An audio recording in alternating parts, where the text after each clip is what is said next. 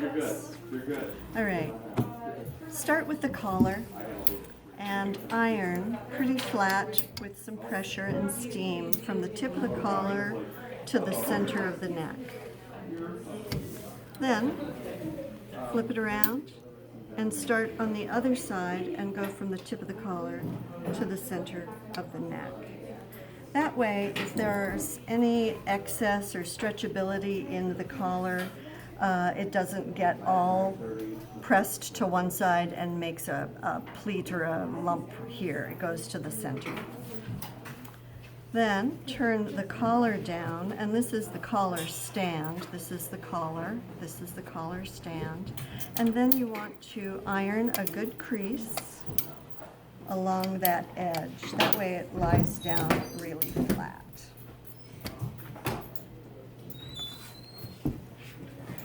Next, get a sleeve board, and we want to iron this yoke that goes across the back.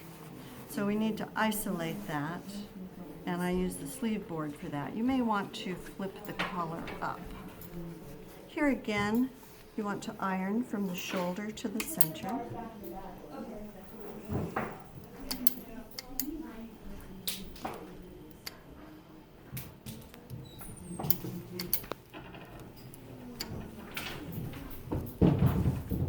And then you can flip the whole thing around and iron from the other shoulder to the center.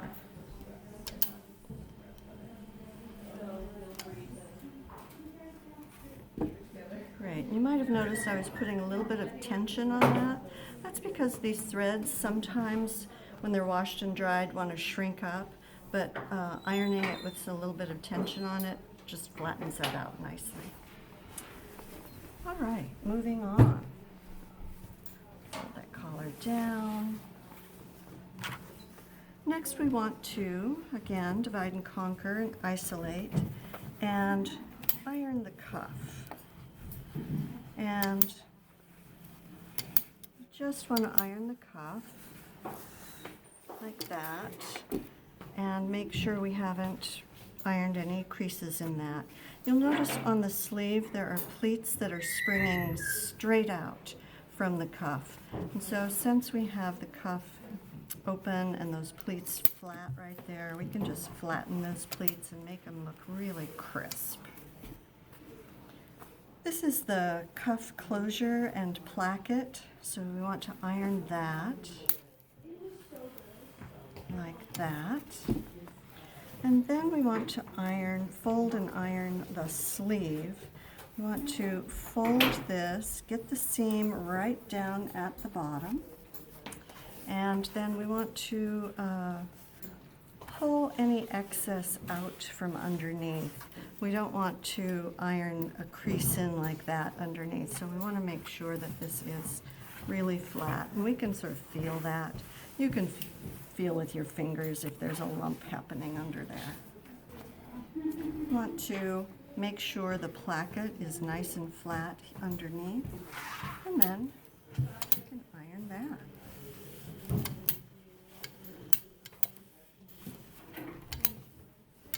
Now getting down here, ironing along here is fine, but remember there are those pleats right there.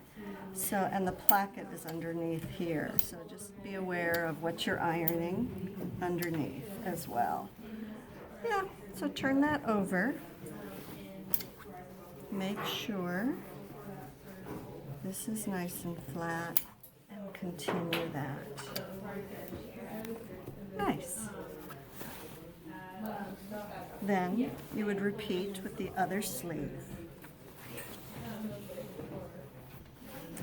Then what remains to be ironed is the body, and just the same as we used the sleeve board to isolate that which we want to iron, we can put this shirt on the ironing board, pretending that the ironing board is the shoulder,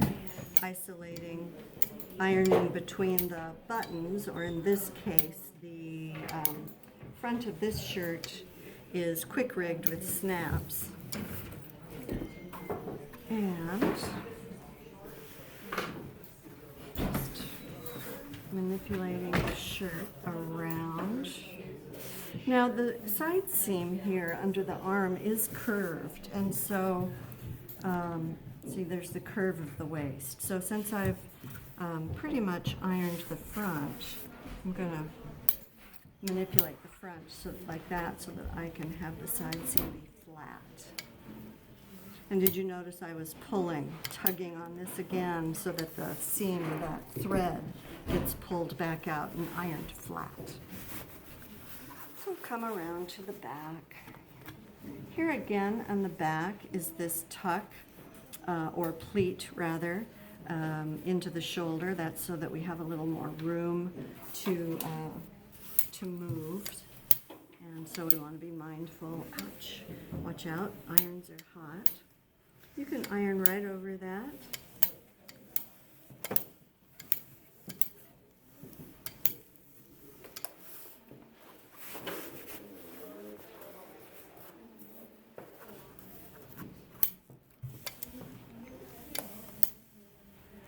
Ouch. And continue this way.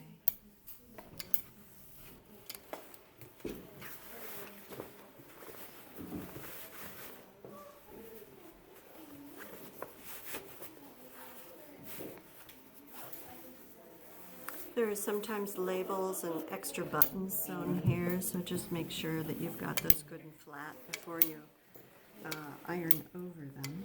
I'm going to be careful around this pocket. You see how it's wanting to stretch, and if I kept going, it would a tuck would have been ironed into that.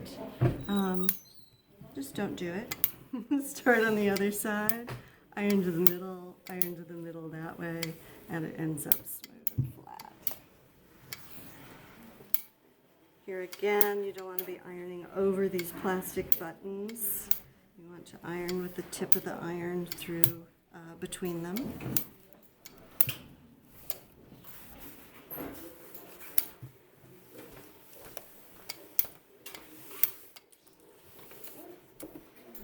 And